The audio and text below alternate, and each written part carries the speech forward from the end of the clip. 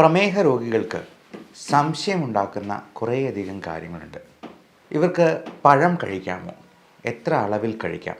ശർക്കര, പാനി, തേന് തുടങ്ങിയ മധുരമുള്ള വസ്തുക്കൾ കഴിക്കാമോ? അതിനെന്തെങ്കിലും കുഴപ്പമുണ്ടോ?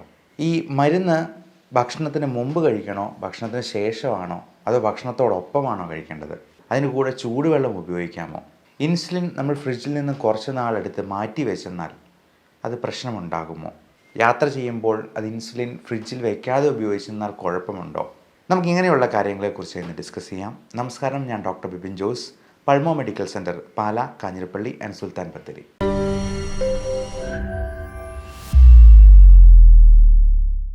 ആദ്യം പറഞ്ഞ ചോദ്യത്തിലേക്ക് തന്നെ വരാം. മധുരമുണ്ടാക്കുന്ന പല വസ്തുക്കളും, ഉദാഹരണത്തിന് ശർക്കര, കരിപ്പട്ടി, പാനി, തേന്, മറ്റു തരത്തിലുള്ള പഴവർഗ്ഗങ്ങൾ, പഴത്തിൽ നിന്നുണ്ടാക്കിയിട്ടുള്ള സാധനങ്ങൾ, ഇത്തരത്തിലെല്ലാം പഞ്ചസാരയുടെ അത്ര തന്നെ ഹാനികരമല്ലെങ്കിൽ പോലും അത് മധുരം ഉള്ളതും ഗ്ലൈസിമിക് ഇൻഡെക്സ് കൂടുതലുമായിട്ടുള്ള ഭക്ഷണ സാധനങ്ങൾ തന്നെയാണ്. ഈ ശർക്കരയിൽ നിന്നുണ്ടാക്കുന്ന ടൈപ്പ് പ്രത്യേക തരത്തിലുള്ള ബ്രൗൺ ഷുഗർ ഉണ്ട്. ഇനി 0 കാലറി സ്വീറ്റ്നസ് ഉണ്ട്. അപ്പോൾ മധുരം ഉണ്ടാക്കുന്ന എന്നാൽ പ്രമേഹ രോഗികൾക്ക് കഴിക്കാൻ പാടുള്ളതായിട്ടുള്ള എന്തൊക്കെ വസ്തുക്കളാണുള്ളത്? ഇതിലെ പലതരത്തിലുള്ള 0 കാലറി സബ്സ്റ്റിറ്റ്യൂട്ട്സ് നമ്മൾ പറയാറുണ്ട്.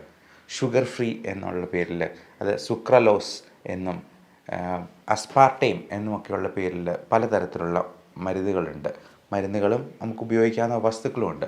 ലാക്ടുലോസ് എന്ന് പറയുന്നത് ഒരു മരുന്നായിട്ട് തന്നെ കൊടുക്കാറുണ്ട്. ഇപ്പോൾ വയറ്റിൽ നിന്ന് പോകാനായിട്ട് ഷുഗർ രോഗികൾക്ക് ബുദ്ധിമുട്ടുള്ളപ്പോൾ ഈ ലാക്ടുലോസിൻ്റെ സിറപ്പ് കൊടുക്കും. അത് തന്നെ രാവിലെയും വൈകുന്നേരവും. അത് മധുരമുണ്ടെന്ന് പറഞ്ഞാലും അത് ഷുഗർ കണ്ടൻറ്റ് കൂട്ടുന്നതല്ല, ഗ്ലൂക്കോസിൻ്റെ ലെവല് ബ്ലഡിൽ ഉയർത്തുന്നില്ല എന്നുള്ളതുകൊണ്ട് അത് ഡയബറ്റിക് രോഗികൾക്ക് സേഫായിട്ട് കൊടുക്കാവുന്നതാണ്. അതേപോലെ നമുക്ക് ഏറ്റവും നല്ല രീതിയിൽ മധുരം കിട്ടുന്ന ഷുഗർ ഫ്രീ സബ്സ്റ്റിറ്റ്യൂട്ട് ആയിട്ടുള്ള ഒന്നാണ് നമ്മൾ സ്റ്റീവിയ എന്ന് പറയുന്ന തരത്തിലുള്ള, അതൊരു സസ്യത്തിൻ്റെ ഒരു ചെടിയുടെ ഒരു ഇല തന്നെയാണ്. അത് നമ്മൾ സ്റ്റീവിയ പൗഡറായിട്ട്, നല്ല പഞ്ചസാര പോലെ വെളുത്ത പൗഡറായിട്ട് നമുക്ക് കിട്ടുന്നത്. അതാണ് ഡയബറ്റിക് പേഷ്യൻസിന് മധുരം വേണം എന്ന അത്യാവശ്യമുള്ളവർക്ക് ഉപയോഗിക്കാൻ പറ്റുന്ന സാധനം.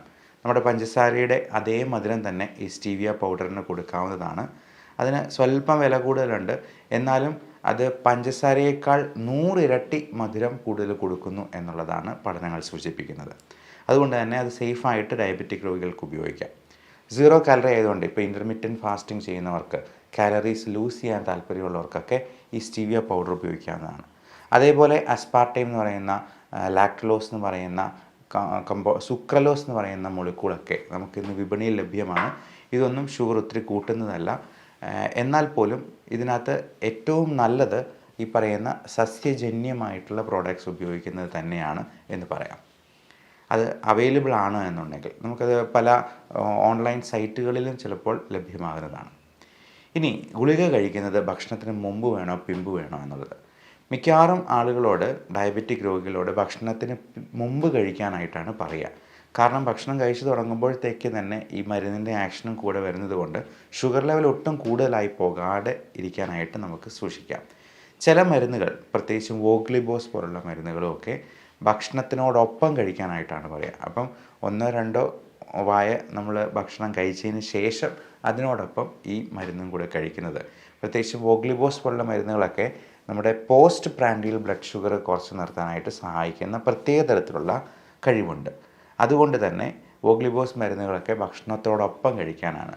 ഇനി ഷുഗർ ലെവൽ താഴ്ന്നു പോകുന്ന പ്രശ്നങ്ങളുണ്ട്, അല്ലെങ്കിൽ ഗ്യാസ്ട്രൈറ്റിസിൻ്റെ പ്രശ്നം കൂടുതലായിട്ടുണ്ട് എന്നുണ്ടെങ്കിൽ ഭക്ഷണത്തിന് മുൻപ് നമ്മൾ പ്രോട്ടോൺ പമ്പ് ഇൻഹിബിറ്റേഴ്സോ H2 ബ്ലോക്കേഴ്സോ ഗണത്തിൽപ്പെടുന്ന, ഇപ്പോൾ പാൻഡോപ്രസോൾ, റബിപ്രസോൾ, ഒസിമിപ്രസോൾ, ഒമീസ് എന്നൊക്കെ പറയുന്ന മരുന്നുകളോ അല്ലെങ്കിൽ റാനിറ്റിൻ പോലുള്ള മരുന്നുകളോ മുമ്പ് കഴിച്ചതിന് ശേഷം അരമണിക്കൂറിന് ശേഷം ഭക്ഷണത്തിന് ശേഷമാണ് ബാക്കി മരുന്നുകൾ കഴിക്കാനായിട്ട് പറയുക. ഇൻസുലിൻ എടുക്കുന്നത് തീർച്ചയായിട്ടും ഭക്ഷണത്തിന് മുമ്പ് എടുക്കുന്നത് തന്നെയാണ് നല്ലത്. അത് ഒരു 15 മിനിറ്റ് മുതൽ ഒരു അരമണിക്കൂർ മുൻപ് വരെ എടുക്കുന്നതിൽ യാതൊരു തെറ്റുമില്ല. നമ്മൾ ഭക്ഷണം കഴിക്കുമ്പോഴേക്കും തന്നെ ഈ ഇൻസുലിൻ്റെ ആക്ഷനും പതുക്കെ തുടങ്ങി വരും എന്നുള്ളത് കൊണ്ട് നമ്മുടെ ഷുഗർ ലെവൽ ഒട്ടും കൂടാതിരിക്കും. ഇനി ഇത് ഫ്രിഡ്ജിൽ വെച്ച് തന്നെ സൂക്ഷിക്കണമെന്നുള്ളത് നമ്മൾ സാധാരണ പറയുക, ഇൻസുലിൻ ഫ്രിഡ്ജിൻ്റെ ഡോറിൽ സൂക്ഷിക്കണമെന്നുള്ളതാണ്. കാരണം അത് 8 മുതൽ 12 ഡിഗ്രി സെൽഷ്യസ് ടെമ്പറേച്ചറിലാണ് നമ്മൾ സൂക്ഷിക്കേണ്ടത്. പക്ഷേ ഇത് 1 മാസം വരെ റൂം ടെമ്പറേച്ചറിൽ ഇരിക്കുന്നത് കൊണ്ട് അത് നശിച്ചു പോകത്തില്ല എന്നുള്ളത് പ്രത്യേകം മനസ്സിലാക്കുക. അപ്പോൾ ഒത്തിരി ചൂടത്തേക്ക് ഒന്നും എടുത്ത് വെക്കാതിരുന്നാൽ മതി. അത് നമ്മൾ ഫ്രിഡ്ജിൻ്റെ പുറത്ത് വെച്ചു എന്ന് പറഞ്ഞാൽ ഉടനെ അത് ഡിസ്കാർഡ് ചെയ്ത് കളയേണ്ട കാര്യമില്ല.